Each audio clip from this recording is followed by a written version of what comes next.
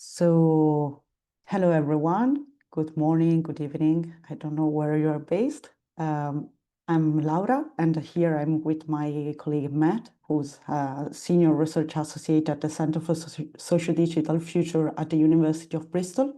I'm a PhD candidate in economic geography at the Gran Sasso Science Institute in Italy. And first of all, thanks a lot for showing up. We're very happy to be here connected online this morning, for us at least. um, and we are here this morning with this session titled Diverse and Community Economies Meet Digital Technologies, because we wanted to create like a space of encounter to discuss about this specific topic. So Matt and we met thanks to, if I remember well, to the meetings of the European Node. And we are also part of a writing group of that same node. And we discovered that we are working on similar topics, also applying the same framework, this one of the diverse and community economies. But we didn't know before because we are spread across countries. In particular, Mart is based in the UK, while I've done my research in Southern Europe. So we think that like this is a quite compelling topic, like digital technologies and technologies in general. And like at this point, after also 10 years from the first digital platforms, we think that for sure something is moving in like around diverse economies or diverse experiences that can help us imagining alternative futures and alternative digital mediation. So our intention for today was like to expand this space of encounter that up to now is limited to the two of us. And like also like use this Liviana session to know what's moving around outside of Europe or also in other countries of Europe. So we imagine like this is not like a real session, but we imagine this space as like an open space of discussion. So like this meeting will be organized. We will do a quick check-in, and then we will like move to our presentation. We have like a quick presentation of our case study, just to give high hints of what we are working on. And then we will move to a more like interactive moment where we can share, if you would like to, we can share what we know about this topic and if we're working with anyone who is engaged with this topic. So yeah, no further ado, I think I can leave the floor to Matt. Okay, great. Thanks, Lara. Yeah, I'm always amazed with CERN sessions and Liviana sessions where people are all over the world. And we did have a list of 17, but obviously people can't make it for whatever reason. But it's great, as Jenny Cameron always says to me, it doesn't matter if there's two people in the room as long as there's two people in the room. So I'm not concerned about the numbers at all. It's great to have you all here. So if we do a quick check-in in the spirit of how we do CERN meetings, I just wonder if you could say your name, where you are, and there's not so many of us, so our times will be a bit more flexible, I think. So I wonder if you could just tell us why you chose to come to this session. What is it about your work? You don't need to go into too much detail about your work in relation to diverse and community economies and digital technologies at the moment, because we're going to have a more interactive part of that. But just a kind of brief outline would be really great. So your name, where you are, and uh, why you came here, and the sort of basis of your work. So I'll start. So I'm Matt. I'm based in near Hereford in the UK on the Welsh and English border. I work at the University of Bristol in the Centre for Socio-Digital Futures. I'm a postdoc researcher there. And I come here because I convene one of the people who convenes the European node, the CERN Europe, and we run monthly meetings. as Laura said, we met through a writing group, had and had kind of common, even though it's not the same, we kind of in the same interesting world, and we wanted to convene a Liviana session. So that's why I'm here, because I was going to convene. We've convened the session, so I'm going to pass on to Karen. Hi, my name is Karen Werner, and I'm based right now in Bergen, Norway, but I'm moving in 2 weeks to Salzburg, Austria, to start an academic job at an arts university. And I'm an artist. I work a lot, almost entirely with radio, so a little bit more on the analog side of technologies, but very much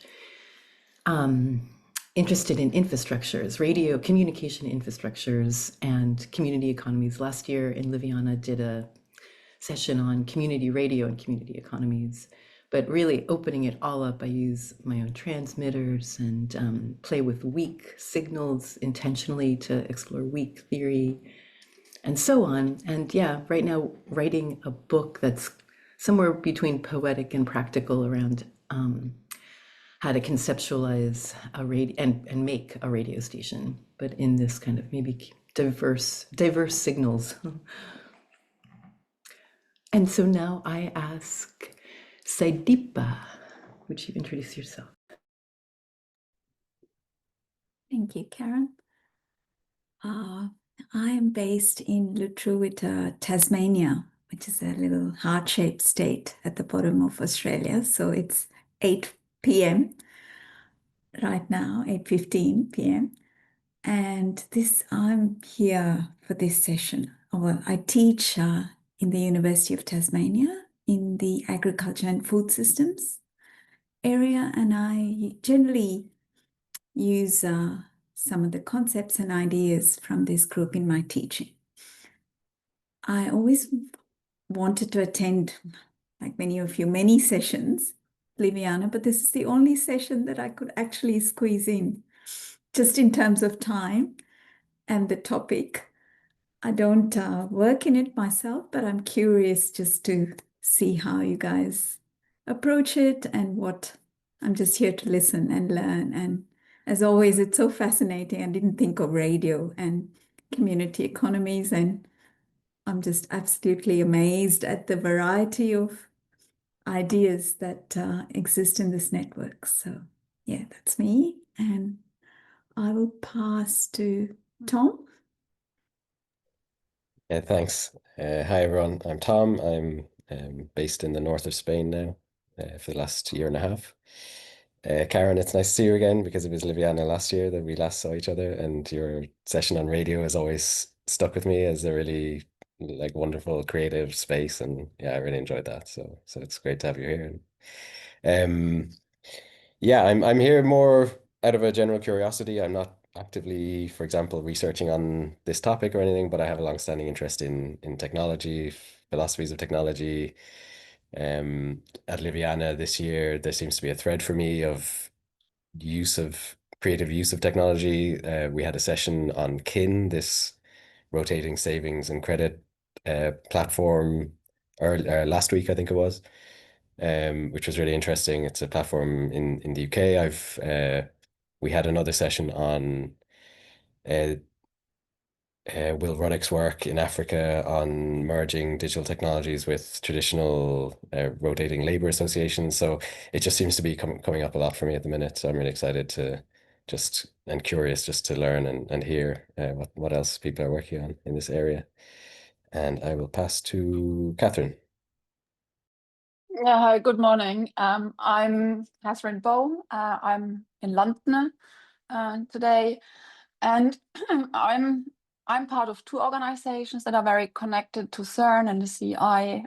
One is Company Drinks in Barking in London, a drinks company, and the other one is My Villages. And with My Villages, we work a lot around everyday economic practices in the rural.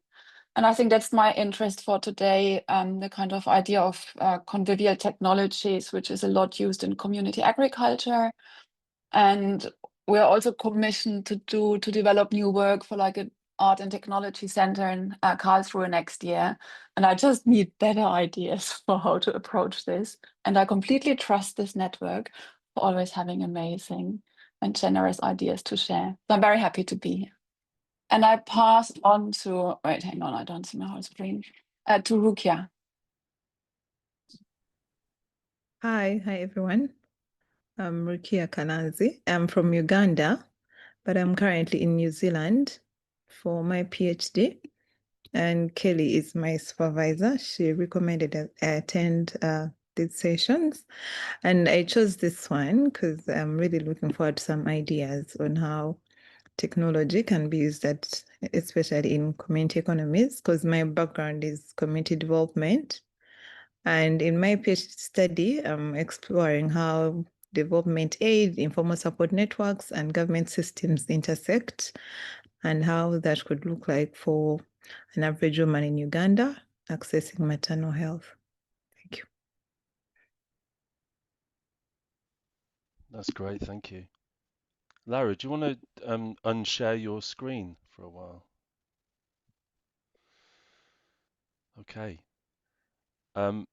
So here's the plan. We were going to, this is not really a presentation as such, but both Lara and I were just going to talk a little about the work that we're doing and kind of maybe why we connected together. And I think, as always with Liviana, it's often about making these connections. And I think that maybe, you know, we thought that we would have lots and lots of people all who were doing very specific work around technology and diverse economies. And of course, Liviana surprises you, doesn't it? And there's lots of people coming with interests and everything else. But I, in my experiences of meeting, doing certain things online, as we all have, is the connections that are made are not at first very obvious. And I already convivial technology has been mentioned, and that's something which I would just mention briefly. So I'm going to talk very quickly about my work. So as I said to you, in fact, I'm just going to put a little timer on, or maybe I know I'll put a timer on. I'll put a timer on myself. I'm a postdoc researcher at the University of Bristol. I'm part of a Economic and Social Research Council funded research centre that is concerned with this notion of the socio-digital, or the entanglement of the social and digital technologies. And the centre is made up of, it's an interdisciplinary centre. I suppose, well, my PhD was from the Bristol Business School, so my background really is in organisation studies. But I work with people from education, from HCI. I work with people who work in robotics, AI. So it's a real interdisciplinary research centre. So this notion of the socio-digital, being the entanglement of the social and the digital, is looked at from many, many different perspectives.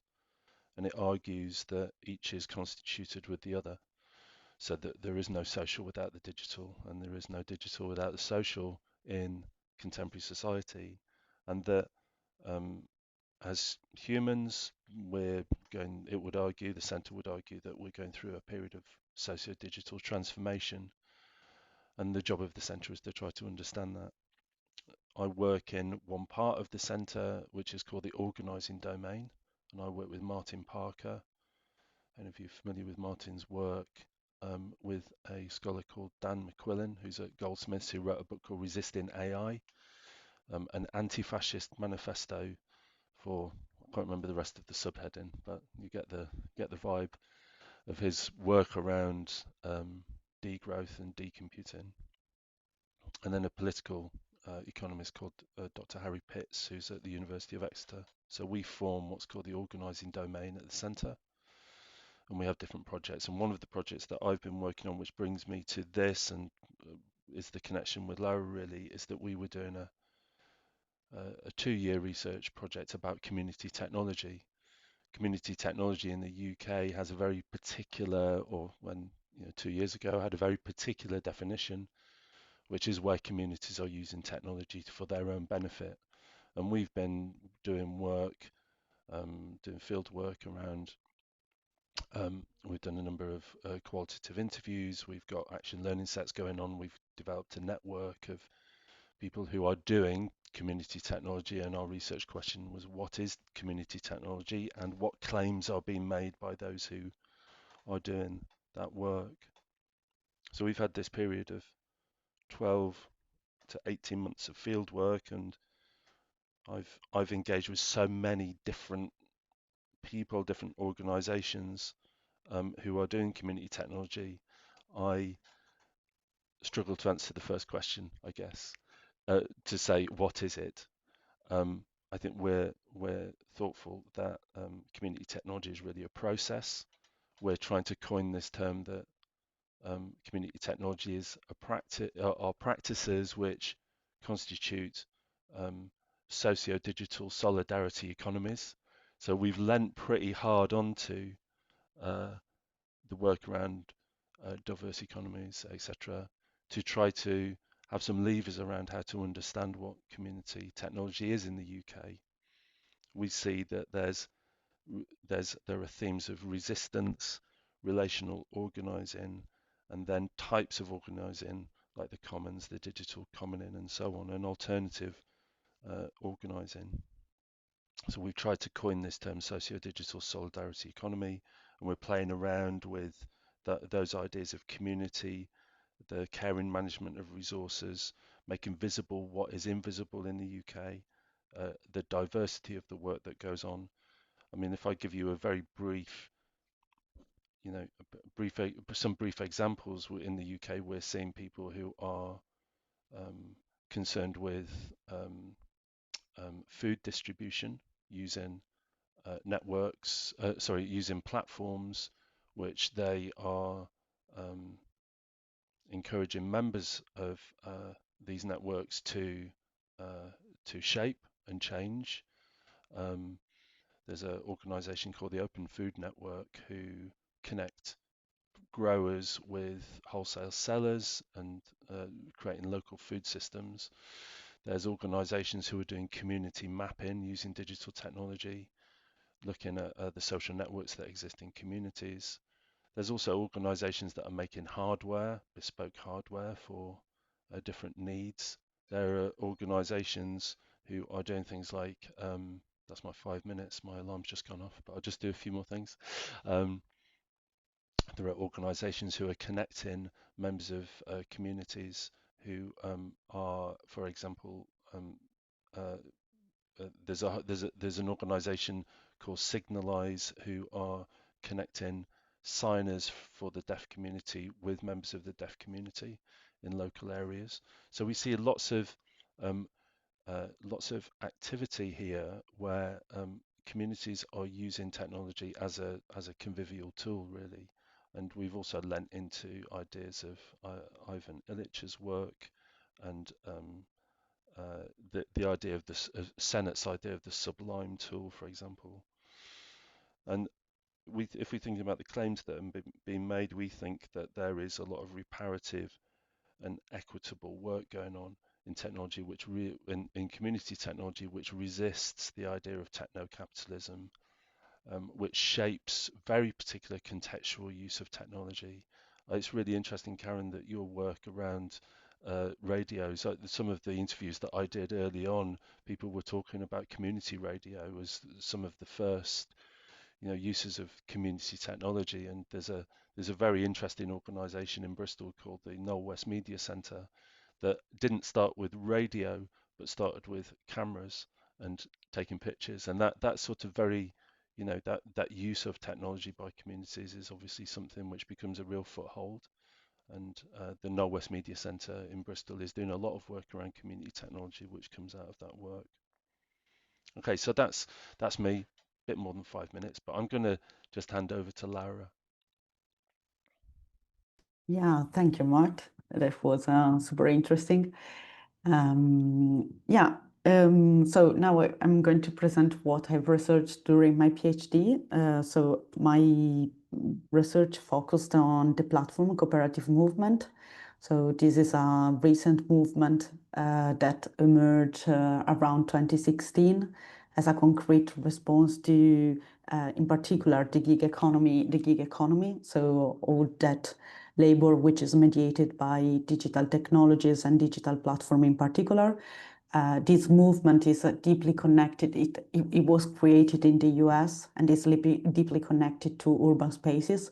But now, after almost a decade, it has spread across various countries, and also it permeates also digital spaces, like for example through data commons or other kind of experiences.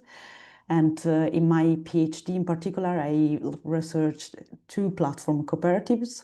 One is based in Barcelona in Spain, and the other is based in Bologna in Italy.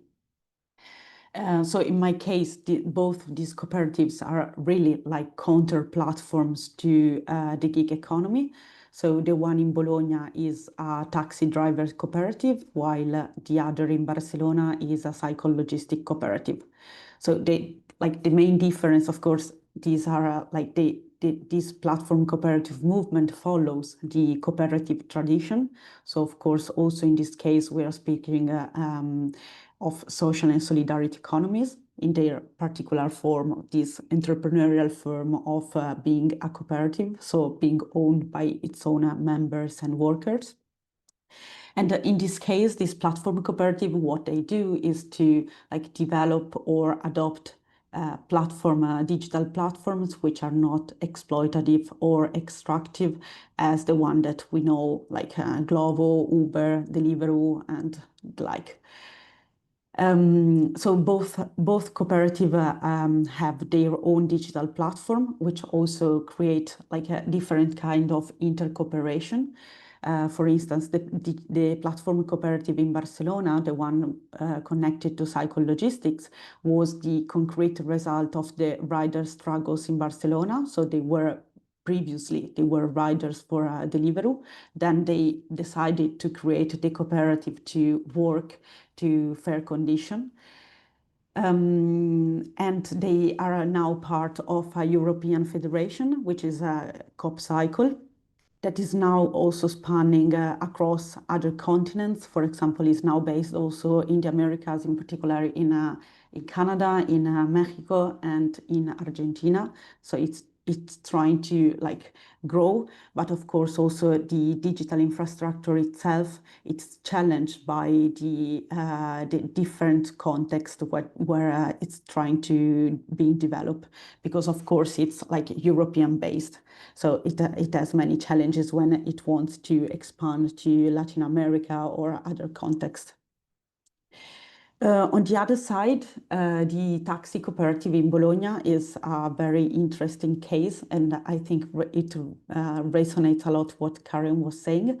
This cooperative in Bologna, it's almost 60 years of activity. So it was created as a traditional cooperative, and then it transitioned to a platform cooperative. This is of course because the taxi system, it innovated a lot over the past 60 years. So of course the first reason to create the cooperative was to have a radio system to dispatch the rides. And then after 60 years of activity, the taxi cooperative created its own digital platform. So they of course they did not this alone. They collaborate with many actors, also private actors, which are engaged with technological innovation in the taxi service, in the taxi system. But now the cooperative has this digital platform, which is highly automated, and they have this democratic algorithm, as they define it, which dispatch the rides according to values that they decide altogether. So right now, this algorithm redistribute work. So they are not competing for the rides, but instead it assign the ride to the taxi driver who has been freer for the longer time. So as Mark was saying, also this platform cooperatives, they are both, they are part of the same movement, so this platform cooperative movement, but they are very different because of the technological innovative system, because of the way in which the two cooperatives are organized, also the different historical trajectories and the number of people who are members of this cooperative.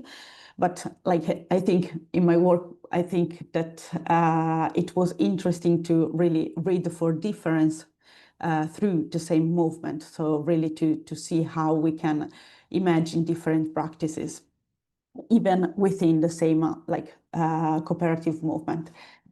The last point I wanted to mention, yes, of course, and also in this case, these two cooperatives, they are experimenting. So it's really like a process of learning by doing.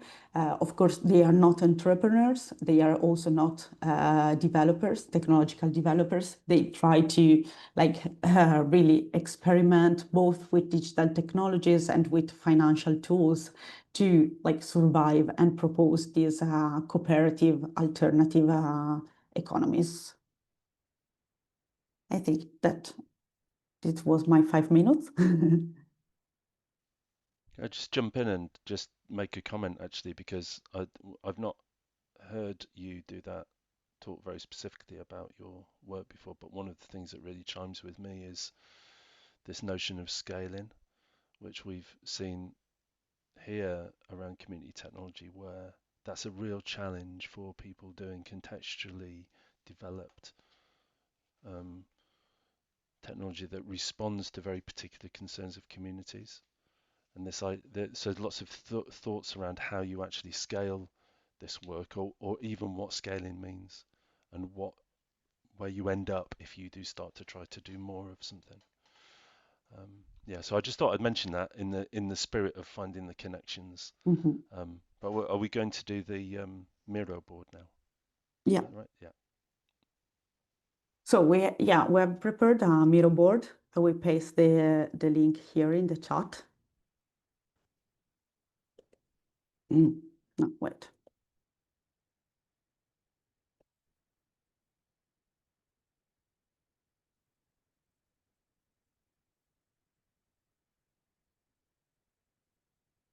Do you want to join us there?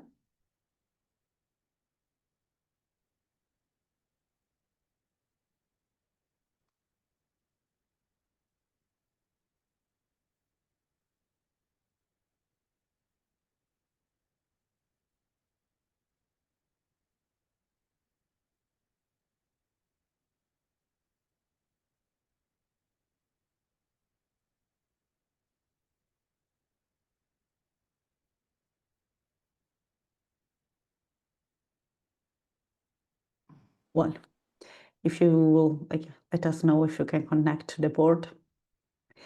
So the idea is we prepare this we prepare this activity to try to share if we know anything about this topic that we introduced. So how diverse and community economies are intersecting digital technologies.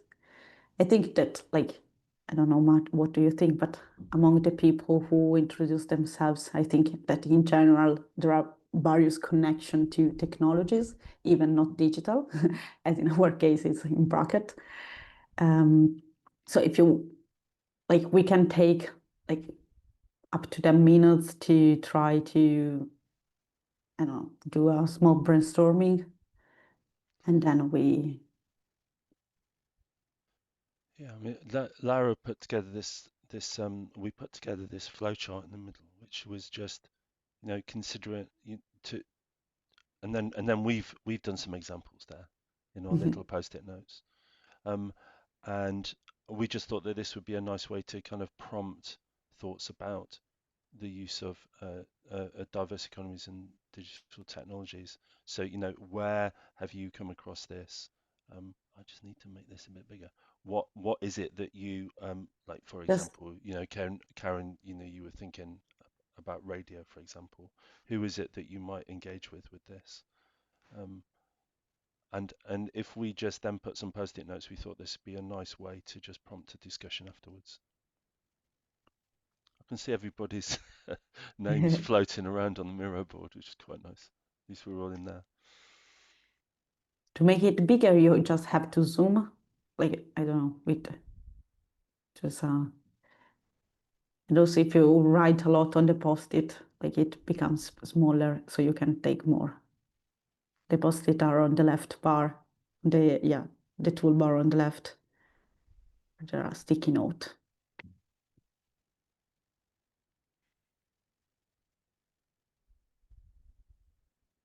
So we're just going to do this for 10 minutes or so, and we Mhm. also oh yeah, I can move your post-its around as well. Yeah. So we could perhaps gather the post-its in together if we think that there are common things. Mhm.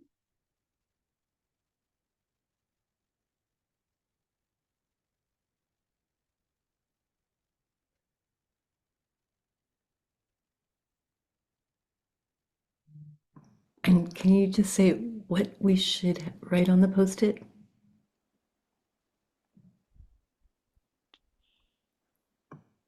Yeah. Okay, so my post-its are at the top. So I've basically, using the flowchart as a prompt, just said, what is it that I've been researching, or what is it that I'm interested in? And here I've put research in community technology, which we at the centre define as practices that constitute a socio-digital solidarity economy. And then I've just said something about the themes. So this is the themes that have come out of that work, this idea of resistance, relationships. And then I've also said with whom and where. So researching with community technologists in the UK who take many different approaches. So I've just responded to a couple of those prompts in the middle. Is that okay? That makes sense?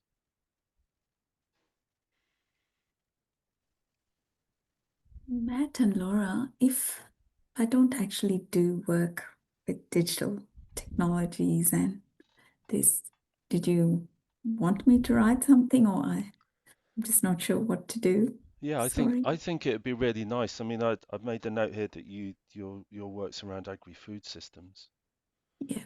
and I mean I live in a very rural part of the UK, and I see technology hugely present on the land here. I'd be quite, because when you said that and you said that you weren't kind of doing work around community technologies, I immediately thought, yeah, there's a huge amount of technology that is used on the land here for sure. Yes. So I'd be really interested in some of that actually. So yeah, please pop something on Mm. there. Yeah, also I think we can share like experiences of resistance that we have met over the past years. Anything that can relate to technology in general that resonates also with diverse and community economies. Mhm. I think part of the conversation around, for us, for sure, part of the conversation on community technology is even though that we were focused here on digital technology, in other words, technology, we've defined that as technology that you would access through a screen of some kind. That obviously technology is much more than that, and I've spoken to people who define their work as community technologists who've done things like tool sharing that are not digital at all. So I think that this term, well, the term technology is hugely is wide, isn't it? And I think we can embrace as much as we want in that.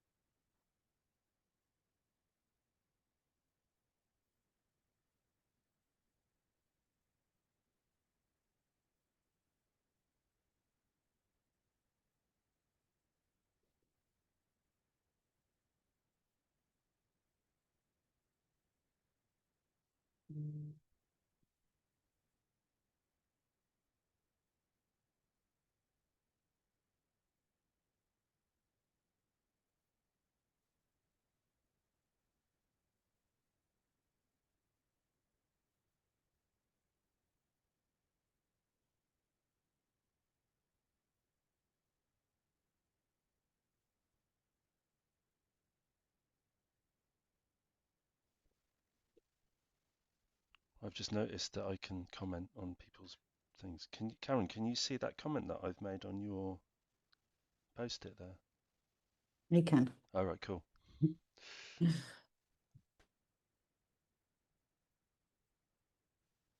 Maybe if we see something of interest that somebody else has written, we could just comment on it before we start a discussion. How did you comment, Matt? What tool? Where did you click? On the left-hand side, there's a kind of speech bubble with 3 dots in the middle, and if I click on that and then click on a post-it, it produces a rather large comment, and then I post the comment. You see that, Tom? I actually don't see a speech bubble with anything, so I'll just down the left-hand side. I wish I yeah, could get. no, I wish I could get yeah, hold of your name and hold your hand yeah. and move you over to the left. It's down the. I see you're nearly there. Keep going left. No, I, I see where you're pointing, but there's nothing there. Oh right, okay. It's a yeah, Is it only okay. I who? Is it? Can anyone else see the comment bubble? Now it disappeared. No. Okay. Well, maybe we could just put a if there's a comment, you could just put it next to the.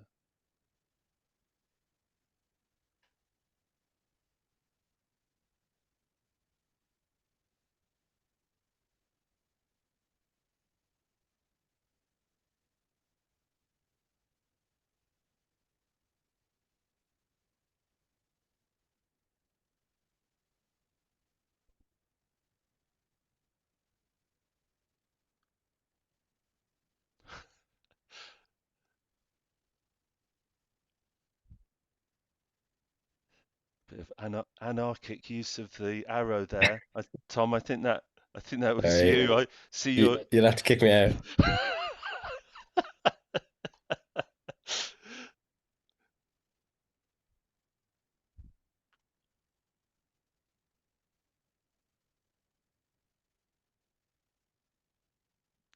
Is it because I am unpinned tool?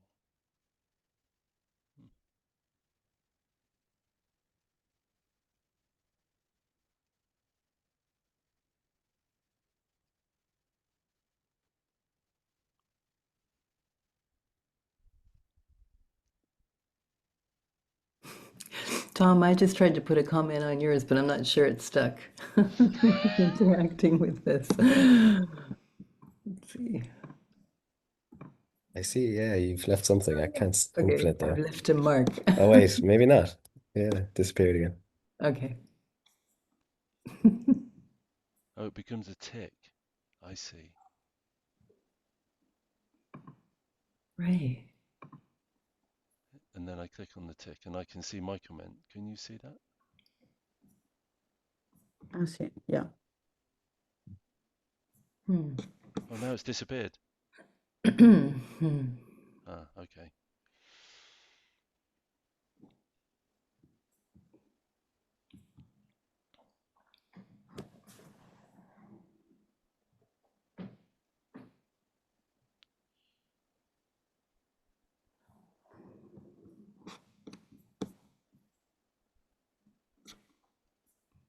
Ah.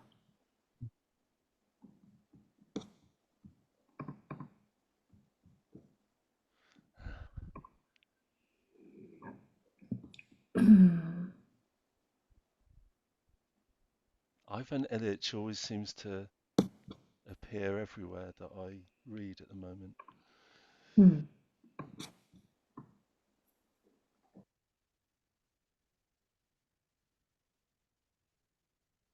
Mm.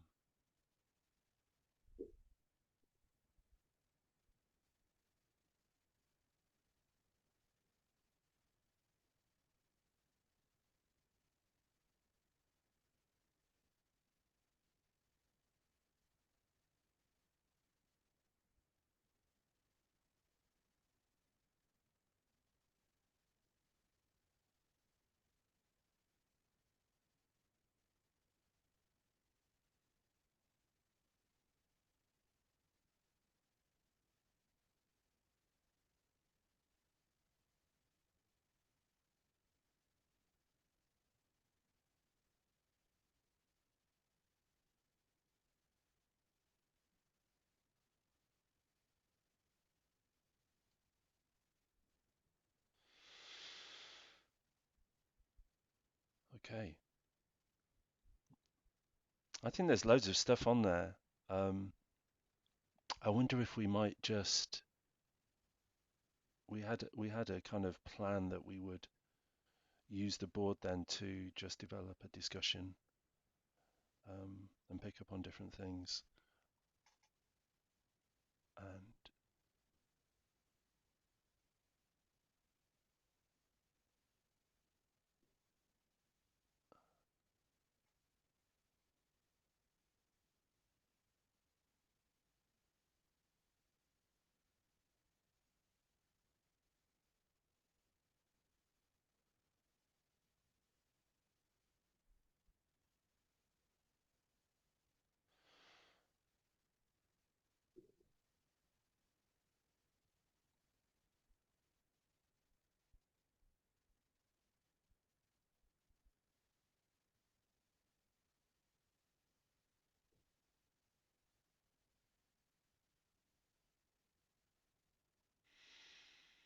okay.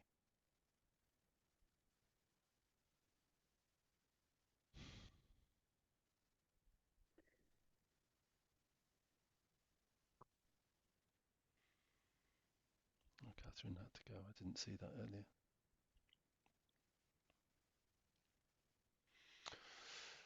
Okay. So I mean I'm quite interested here in the different there I mean there's not loads of us here, is there? But there's quite there nearly everything that I'm looking at on the screen I can think, okay, well, I've thought about that too. For example, Rukia, there's stuff around the use of WhatsApp groups and people using WhatsApp groups. Do you want to just say something more about that? Because I'm really interested in what the kind of work that you've been doing there. Okay.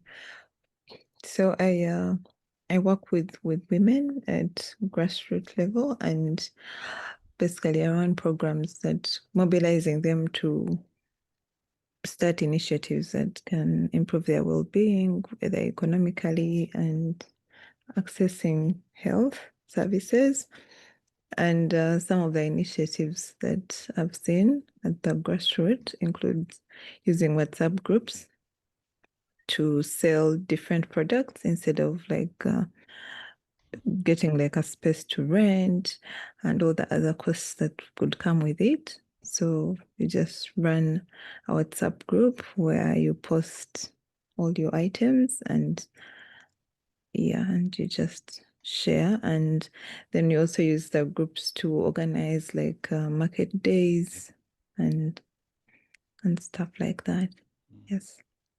I think that's I mean, I think that's really interesting because this is a kind of, I guess, for me around community technology, this is one thing that happens with community technologists is that they take a technology, a proprietary tech, and they use it in a different kind of way. And I think that's very interesting to think of the way that I've never thought that, well, not that I've never thought of it, but I've not seen examples of where people are using WhatsApp groups to sell things. Yeah. So does that mean that the WhatsApp groups are really big? Yes, they're very big. And sometimes it can be like a community of different groups. And some of them like a different, you have like 3 different, should I say, sort of like products. Yeah, but they're really big. Mm.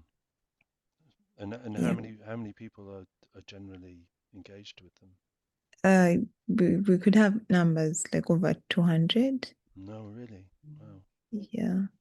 Yes.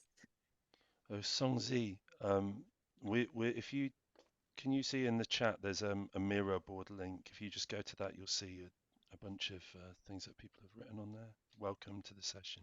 Oh yeah, hi. Can you see the can you see the link in the chat, or do we need to repost it? Yeah, I can't really see it. Yeah, Yeah, if you so I just joined. you I have a pop onto the meeting Miro board. I before. think you might have to register to get on it. Oh, I don't see a link. Can I sorry, can I add something? And these groups go beyond even like just selling items. They go to sharing advice on different like different issues, whether it's maybe I don't know how to say this. So we have hubs back home that substitute the modern medical way of treatment. So people share information on the different, like, okay, my child has a cough, what can I use? And yeah, we have other groups that have such information and still kind of like an alternative to if you can't afford, maybe you can try this and that. Yeah. So some Thank other you. groups have come across in my work. Thank you. I don't know if maybe Tom will want to share anything because you said you have to leave, but only if you want. Yeah, I will have to go in 5 minutes, unfortunately.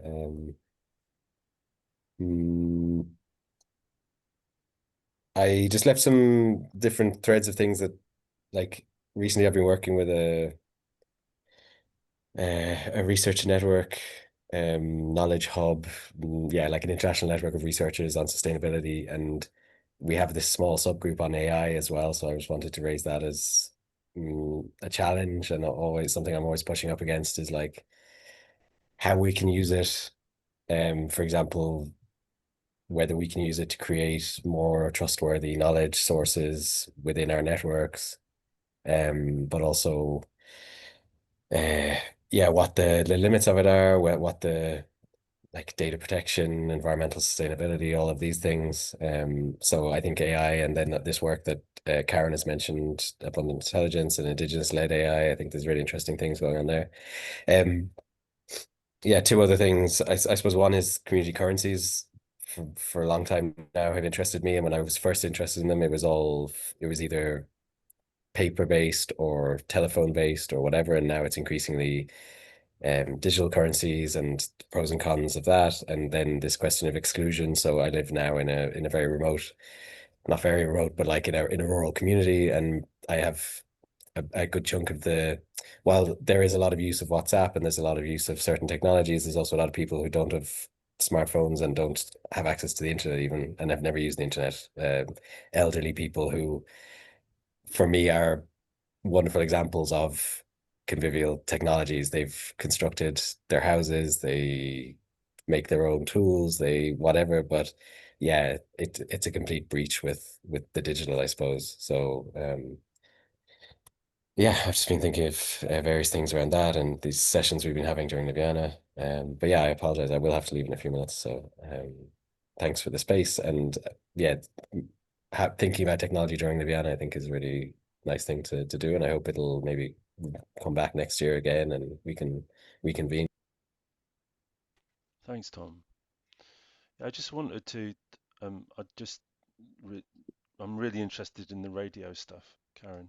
And just for a link to that, we've been working with a community technologist from Detroit called Diana Nakara. Her, her, she's also known as Mother Cyborg, and she was involved with the Detroit Community Technology. I can't remember if they called the Community Technology Workshop or the Community Technology Project. Anyway, in Detroit, the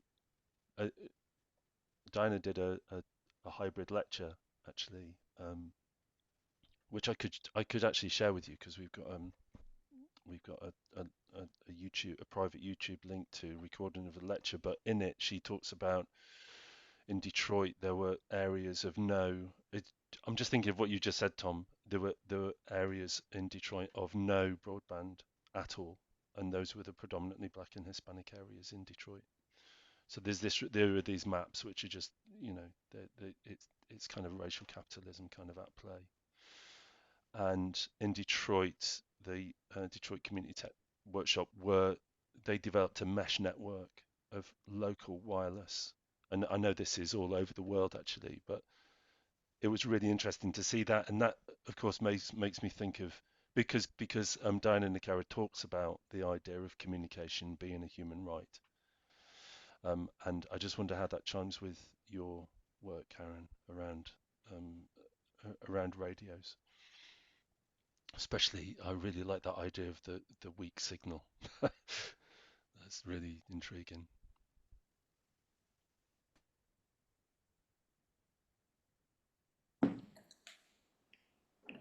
Yeah, I'm glad there's excitement around radio because it's, and also, Tom, I just wanted to say before you leave, I used to work in diverse currencies, and then many years passed and then got into diverse signals. But I actually think for me, they've actually, they're both about exchange and the terms in which we exchange with each other. And for me, an exciting thing has been what happens when we create multiple forms of coexisting currencies and signal systems. But yeah, when I did currency work, I made, like just even thinking through all the choices you can make when making a currency, how big is the geography of the currency? Same thing with the signals, like a lot of the questions you can ask around currencies, you can ask around the communication networks. And again, like maybe there's room for multiple forms of engagement and what are the different relationships that come out of these different infrastructures of exchange. And so anyway, it's just been fun for me to shift from currency to radio, not quite conscious about how they speak to each other. Yeah. I think my own work has been recently in an art context. So I actually make these radio stations as artistic works. So it's also been fun to bridge. I just finished a 60-day durational artwork that was using an abandoned FM infrastructure in the city where I live, because Norway shut down its AM and FM. It's the first country to do that. And more countries are shutting down AM and FM and switching entirely to digital audio, which is much more alienating, difficult technology to enter. Whereas I have been able, as a non-techie person at all, like to engage in this more, there's more access when you're using the more analog, like in everything. So I have my own transmitters, and then, whereas it would be very difficult for me to have a digital audio transmitter. So there's also the different, tech access, and a lot of the more digital, the more proprietary as well.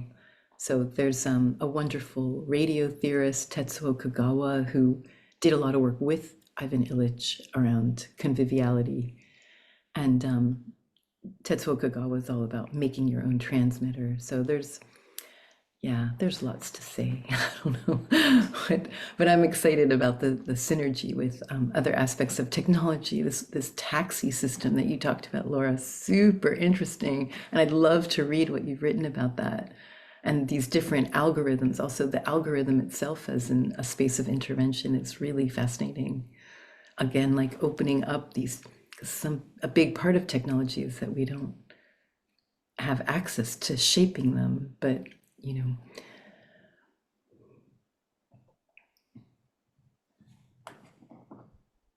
Yeah, that's super interesting. I'm particularly interested in the idea of the kind of the infrastructure. and what that means to communities and how infrastructures can exclude, and how it seems that some I'll use the term community technologists really broadly, but how some community technologists are adopting their own or trying to create their own infrastructures. I think that that's really is a parallel piece of work that I'm doing with British Telecom, BT in the UK, and we're doing a piece of research around the future of work. And there's something about the something that's really intriguing about infrastructure when we're talking about telecommunications infrastructure is the importance of the old infrastructure and the importance of the knowledge which is held in the organization about the old infrastructure, because you'd be probably aware, maybe not, but in the UK, BT went through a whole process of ripping out the technology of Huawei and taking that out of the infrastructure of the UK's wireless network. And in that process, I mean, this is kind of confidential to the room, I guess, and to the recording. But there's kind of conversations about how you take out, how you actually physically take infrastructure out, pieces of kit out of infrastructure, when in some ways it's connected in all sorts of unknowable ways to old structures that exist. And there's examples of where, there's a lovely example in BT where they've not been able to close down a telephone exchange because it's connected to a lighthouse, and it's linked to a lighthouse, and they've not been able to close this down as a whole process of closing down telephone exchanges, non-digital telephone exchanges in the UK, and they've not been able to do this because of its connection to a lighthouse, and nobody actually knows how it's connected to it, but it serves a function to be connected and makes the lighthouse work. And I just think there's something for me about infrastructure is really important in this space. It reminds me too about agriculture, where in the very rural environment that I live in, the knowledge of the land is kind of working in parallel with new technology. So you see these kind of massive tractors going on the ground, directed by GPS, and dead straight lines everywhere. But yet there's a lot of knowledge about that land which is held by people who live on it and the farming families that work on it. And so I think these ideas around older or past knowledge and how future infrastructure is developed is really interesting in this space. Yeah, if I can build on this, I think there is this point of creating your own technologies or reinventing existing infrastructures. But there is also what Rukia was saying, so about hacking existing platforms. So how we can reinvent their use, even though they are part of the capitalist system. And it also happened a lot in the platform cooperativism, where cooperatives decide not to adopt any digital platform, but to rely on WhatsApp to assign rides or deliveries. So I think it's in this case, we are always on the edge between taking back and hacking what already exists.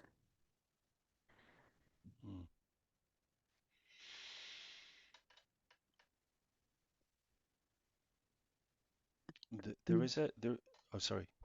Was No, there no. I just looking back on the mirror board. I like this Deepa, where you talked about how technologies can create and undermine trust between people, and that's certainly in the work that we've been doing. Trust is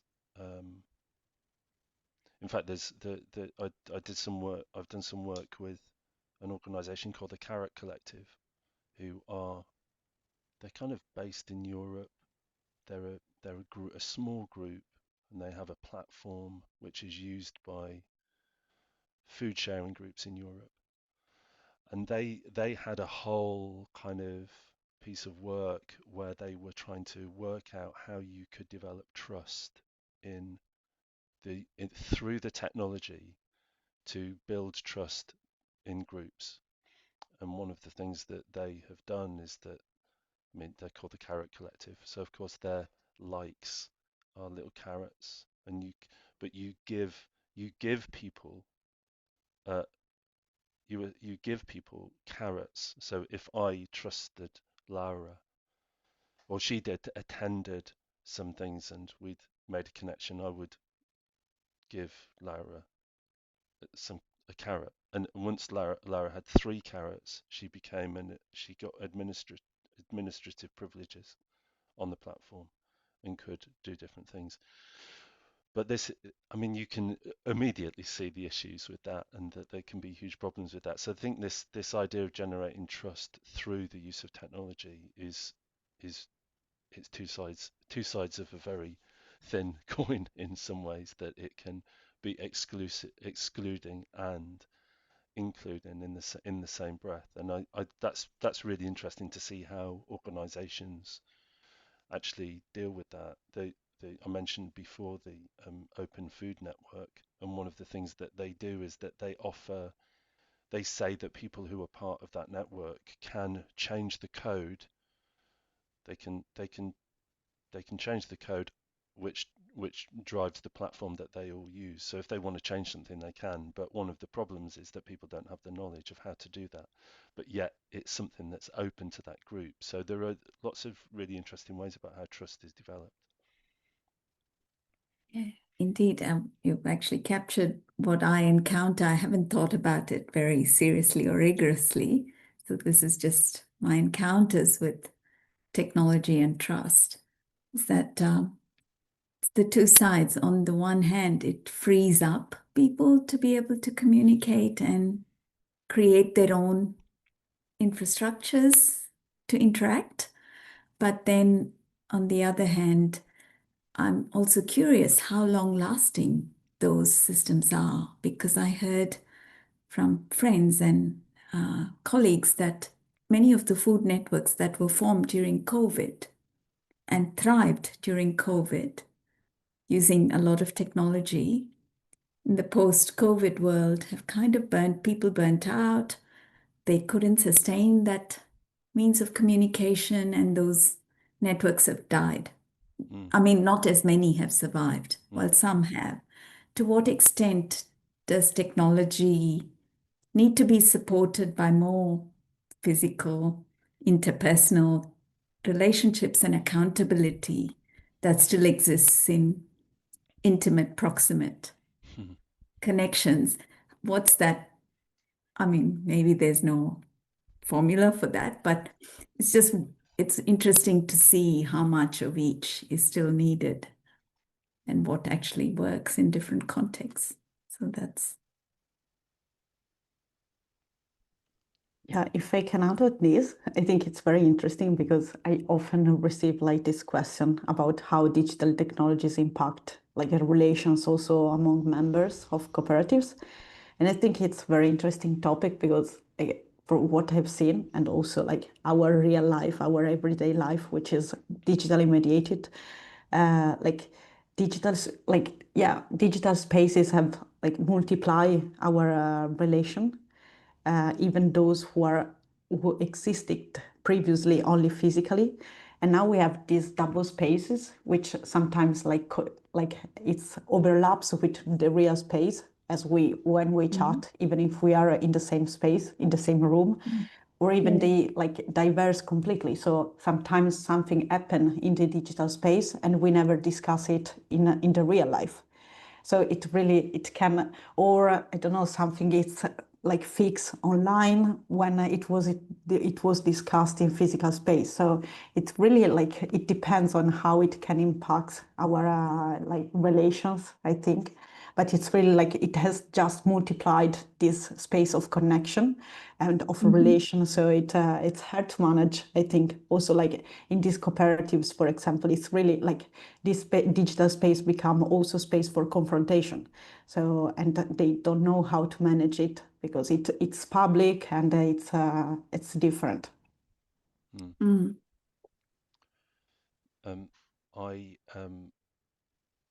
I came across an author called Nadia Eghbal, who wrote a book called The Making and Maintenance of Open Source Software, because one of the things that we saw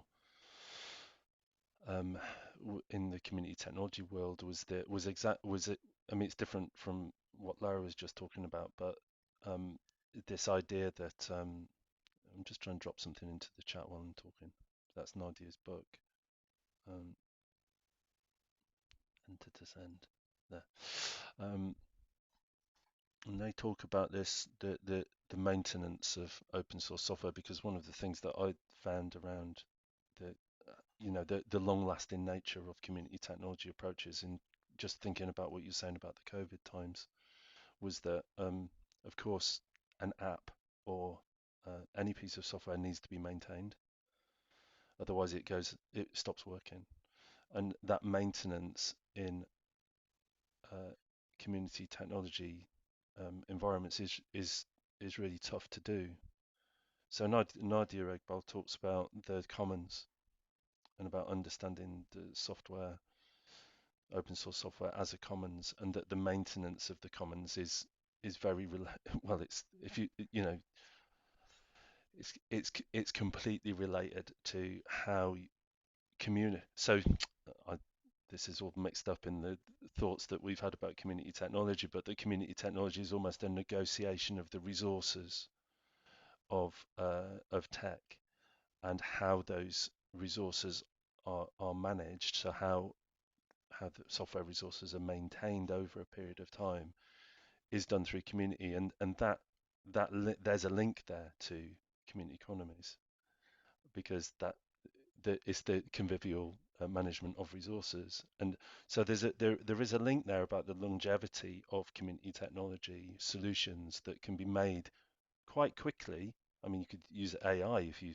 felt the need to. You could use AI to create an app, but then it needs to be maintained over time, and that's a massive problem with community technology approaches, for sure, in the UK. Even in situations where organisations, there was an agriculture, well, it's part related to your stuff, an agricultural college in Cornwall here had created what they called the crap app, which was an app where they could take a picture, a farmer could take a picture of a pile of manure, right, and then use a map of their field, and it would, in the UK there's I can't remember the name of the guidance, but the DEFRA produce tables which show how much manure you can spread on a particular amount of land. And the crap app that they developed allowed farmers to do this really quickly, and they could take a picture of the pile of muck that they had and use a map of their land and draw the land. It would calculate it basically. So this was really successful and people used it loads, but then it stopped working because it hadn't been maintained. So this was funded maybe £10,000 by some funder, and then it just kind of fell, and then takes so much more money to actually get it back on its feet again because of the development work that would need to be done on it. So it is that kind of longevity is a real problem in community tech. I think the open source world, I'm grateful for the link to this book because it's a very interesting dialogue with community economies.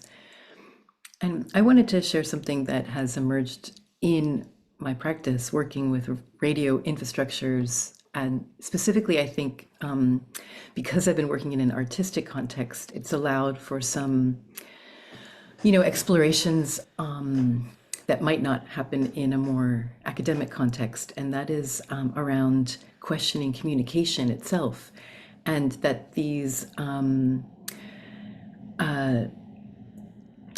understanding from some scholarship around, for example, radio, is that even the concept of communication comes from the history of radio and this idea that a signal has been clearly received. So I think many of us are even shaped, our subjectivity and our experience of what a satisfying or successful communication has already been shaped by the history and legacies of a lot of these infrastructures and technologies. And so it's been fun for me to play with that, like in creating alternative, diverse radio technology specifically, but also in the work when I did it before in currencies, like then what other kinds of subjectivity can emerge, and can we even play with miscommunication? What happens to us? What becomes possible when we even change the technology of our own subjectivity too in these different spaces? So I have been working with people, like looking at conversation itself as a material, as a, like, and how can that help us become in different ways together through these spaces?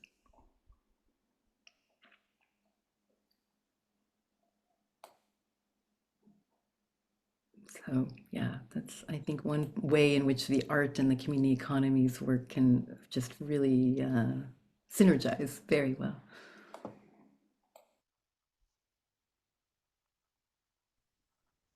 That's interesting, Karen. Just how art almost rewires it helps, it just gives this, just your description there just made my mind go, oh, I just had to readjust. So actually engaging across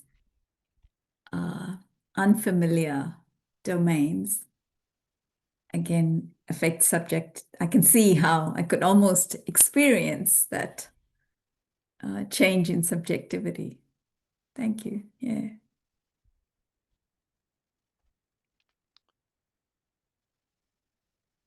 Yeah, I mentioned before Dan Nakara, who we've been working with here, who's actually, even though she would, I guess, in over 20 years of work, maybe 10 years or so ago, would definitely call herself a community technologist, that now she makes quilts, and she does quilting with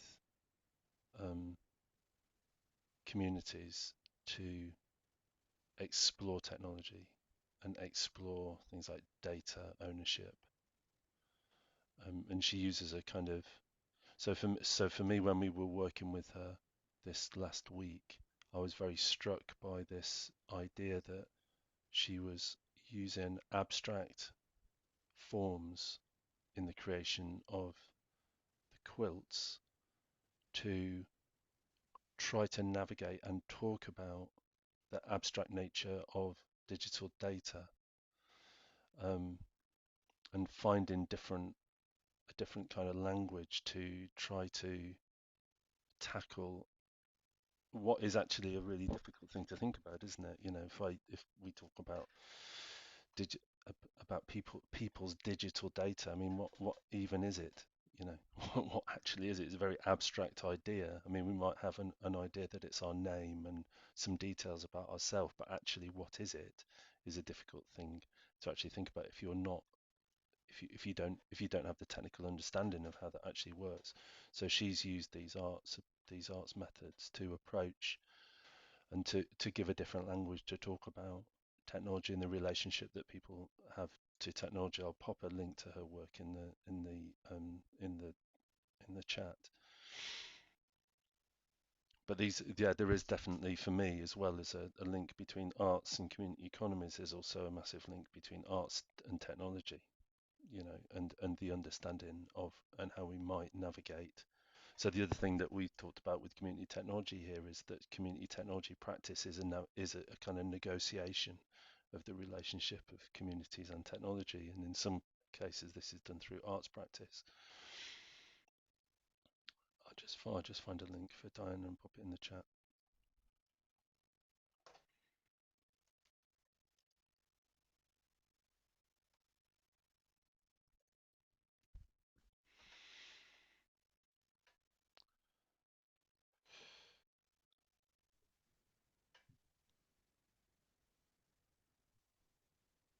Yeah, I think at this point, I don't know if there is any other intervention, but otherwise we can do a checkout because it's 11:22.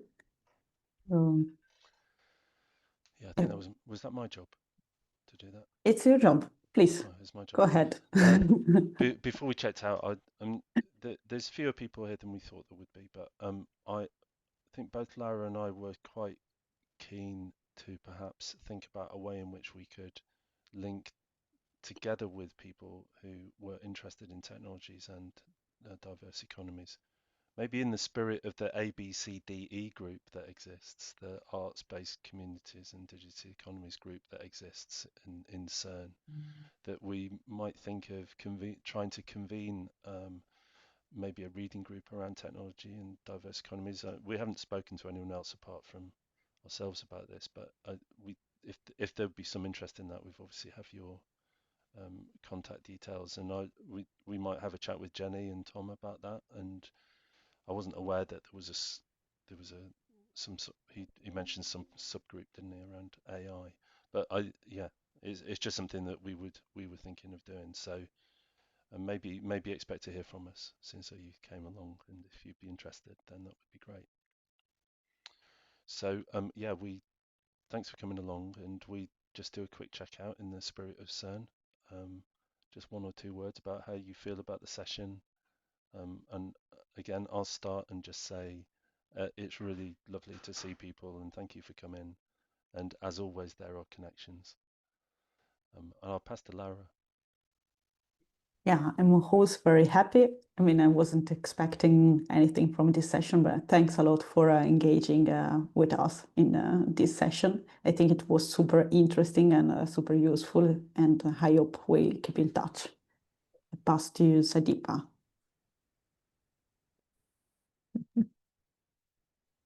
Thank you. It was very worth it. This is the only session I'm able to attend, and I do feel what I have missed out by not going to all the other sessions as well. But thank you. It's just opened my mind to many new possibilities of technology and different ways to think about the use of technology in diverse economies. So thank you all. I'll pass to Rukia.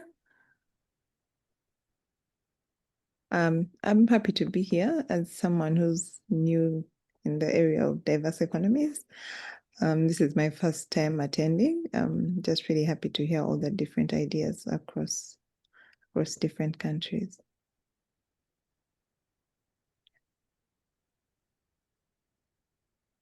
Oh, I have to, okay.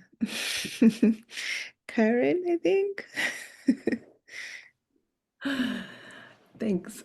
Yeah, I'm really glad to connect with you all, and it's so nice to just to synergize, really. So I'm interested in being part of a reading group. Laura, I would love to read a chapter about the taxi, if there's something available.